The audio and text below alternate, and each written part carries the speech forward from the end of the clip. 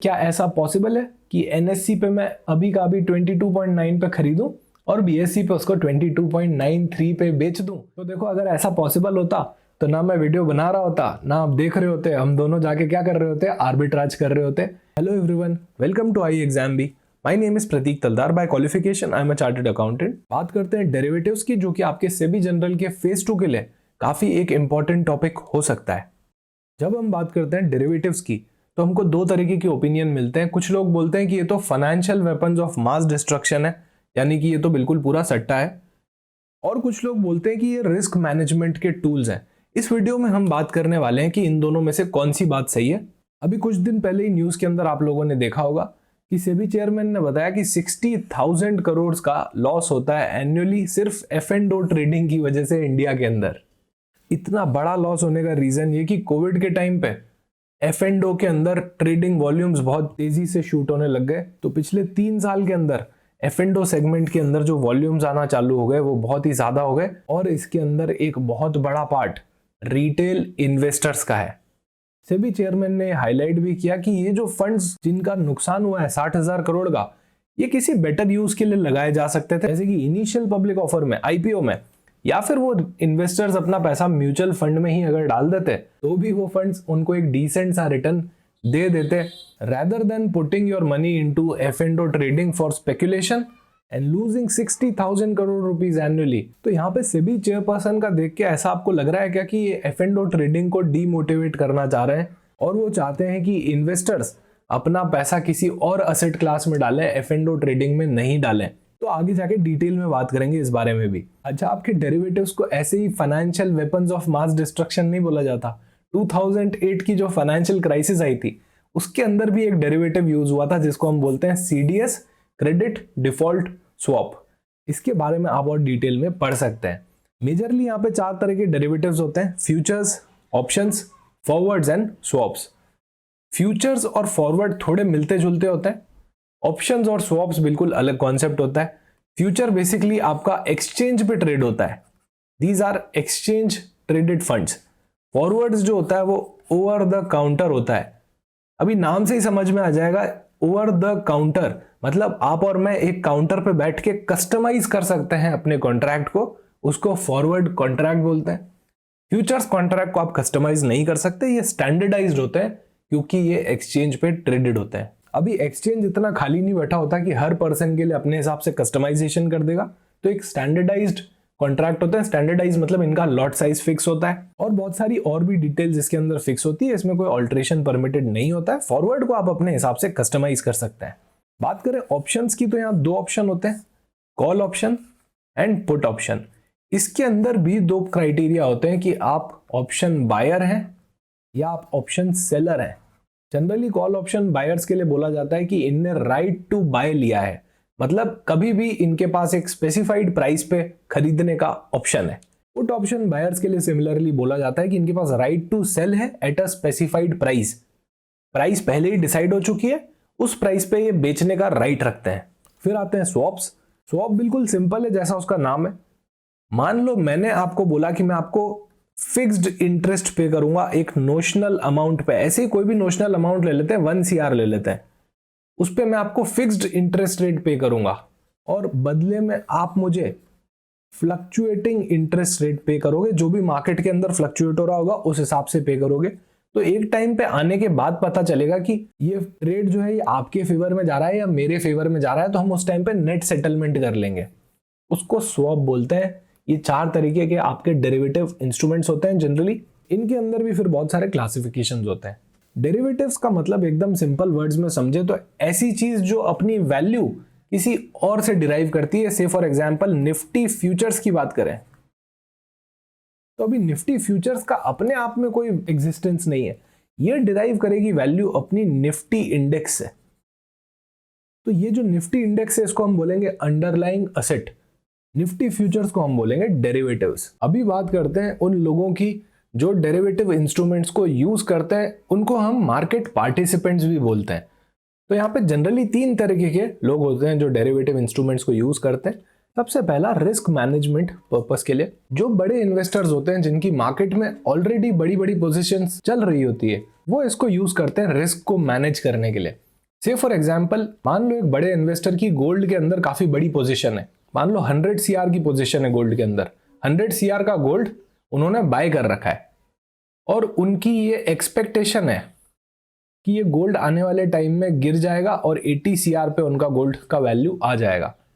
तो उनको यहाँ पे 20 करोड़ का एक बड़ा लॉस दिख रहा है। अभी उनकी लॉन्ग पोजीशन है गोल्ड पे। अभी उनके पास दो तरीके हैं, या तो वो गोल्ड को अभी का अभी 100 करोड़ पे बेच दें, ये उनका एक ऑप्शन है। दूसरा ऑप्शन कि वो हेजिंग कर सकते हैं, अपनी पोजीशन को हेज कर सकते हैं। अभी आप लॉन्ग पोजीशन पे हो, आप इसका रिवर्स पोजीशन ले लो डेरिवेटिव मार्केट में, शॉर्ट पोजीशन ले लो। कहने का मतलब आप उसको डेरिवेटिव मार्केट में 100 CR का गोल्ड फ्यूचर्स शॉर्ट कर दो। तो यहां आपने 100 करोड़ पे बेच दिया है, जैसे ही वो गोल्ड आपका 80 CR पे आ जाएगा, अब आप उसको बाय कर लोगे। यहां आपको 20 करोड़ का गेन हो गया और आपकी ओरिजिनल पोजीशन के अंदर आपको 20 करोड़ का लॉस हो गया। कहने का मतलब आप नो प्रॉफिट नो लॉस में आ गए बिना अपने गोल्ड को बेचे। तो इस तरह से डेरिवेटिव मार्केट के अंदर हेजिंग्स होती है। जो लोग हेजिंग करते हैं, रिस्क मैनेज करते हैं, उनको हेजर्स बोलते हैं। ये ऑलरेडी ट्रेड ले लेके अपनी प्राइजेस को लॉक कर देते हैं ताकि फ्यूचर में ये एकदम सेफ रहे, इनको कोई लॉस ना हो। सो पहला मार्केट पार्टिसिपेंट हेजर्स। अच्छा, फिर एक बहुत ही इंटरेस्टिंग मार्केट पार्टिसिपेंट आता है, एक ऐसा पर्सन जो सेम चीज को एक मार्केट से खरीद लेता है और दूसरे मार्केट में बेच देता है उसी टाइम और गेन कमा लेता है। दो अलग अलग मार्केट में सेम चीज की ही अलग अलग प्राइस चल रही हो सकती है, ऐसा पॉसिबल है, मैं आपको अभी दिखाऊंगा। एक ही शेयर की प्राइस एक मार्केट में कुछ और चल रही है, दूसरे मार्केट में कुछ और चल रही है। ये प्राइस इन एफिशिएंसी होती है। क्या होती है? Price in efficiency. इसका जो बेनिफिट उठा लेते हैं और उससे गेन कमा लेते हैं, उसको हम बोलते हैं आर्बिट्राज करने वाले लोग। So arbitrageurs attempt to make profit from pricing inefficiency. अभी एक ही चीज की प्राइस दो मार्केट में अलग अलग कैसे चल सकती है, राइट? आइडियली वो सेम होनी चाहिए थी, पर हर मार्केट में बायर और सेलर अलग अलग होते हैं, तो थोड़ी सी उसमें प्राइस इनएफिशिएंसी आती है। उसी का फायदा उठा के रिस्क फ्री प्रॉफिट कमाने वाले लोगों को हम बोलते हैं कि ये आर्बिट्राज कर रहे हैं। अच्छा, चलो अभी आर्बिट्राज को थोड़ा और डिटेल में देखते हैं। यहाँ पे आप येस बैंक का शेयर प्राइस देख सकते हो। एक पर्टिकुलर डेट मैंने ले ली है, यहाँ पे 9 मई 12:33 PM का ये रेट है। NSE का, नेशनल स्टॉक एक्सचेंज पे येस बैंक का प्राइस चल रहा था 22.9।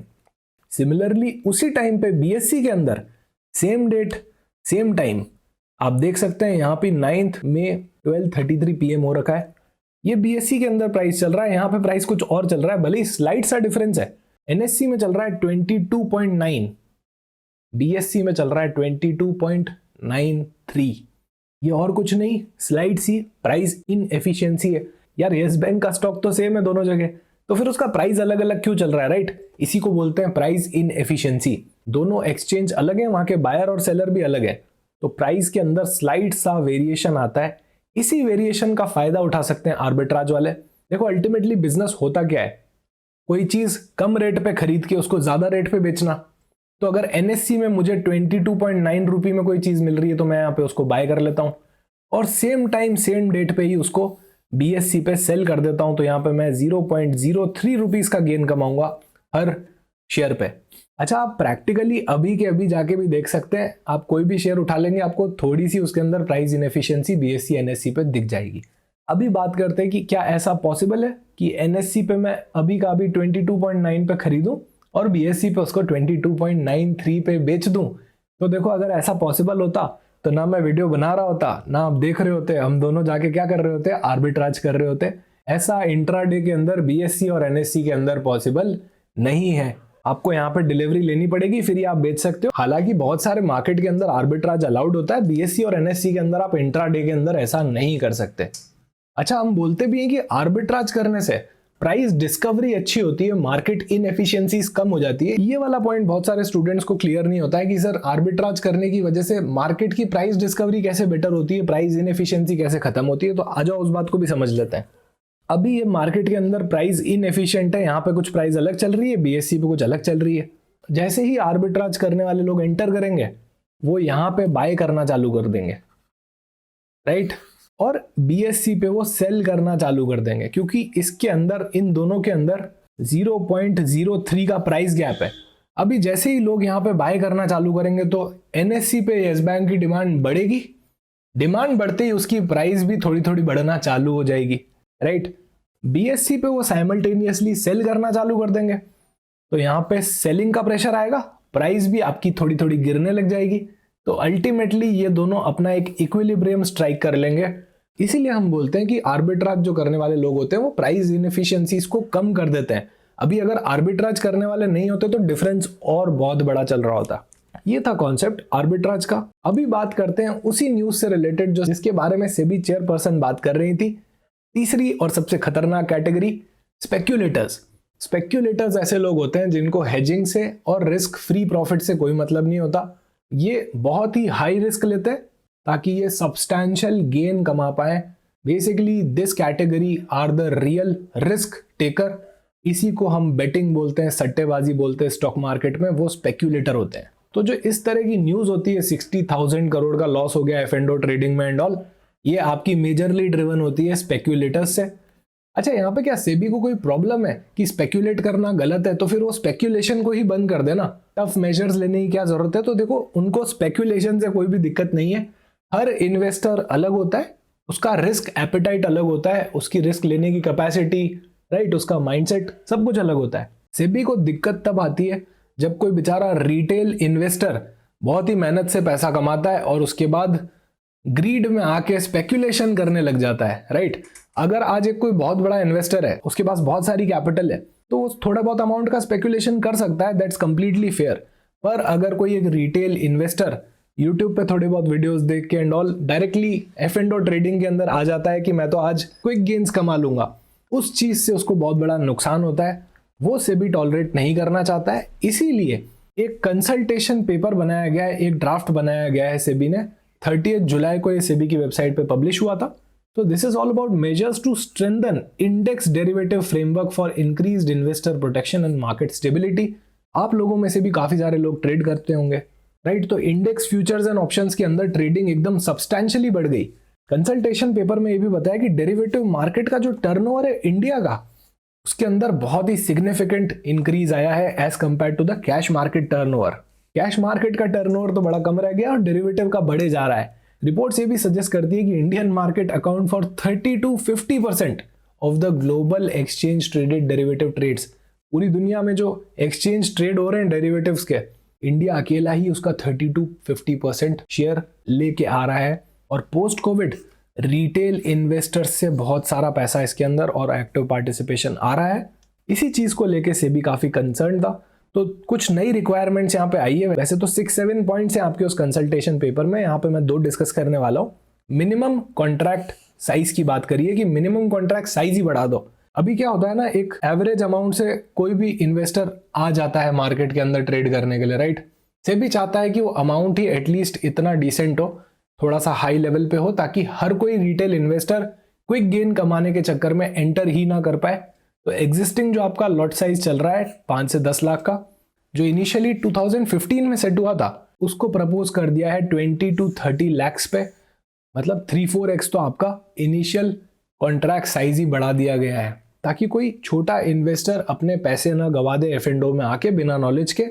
इस वजह से ये रिक्वायरमेंट्स लाई गई हैं।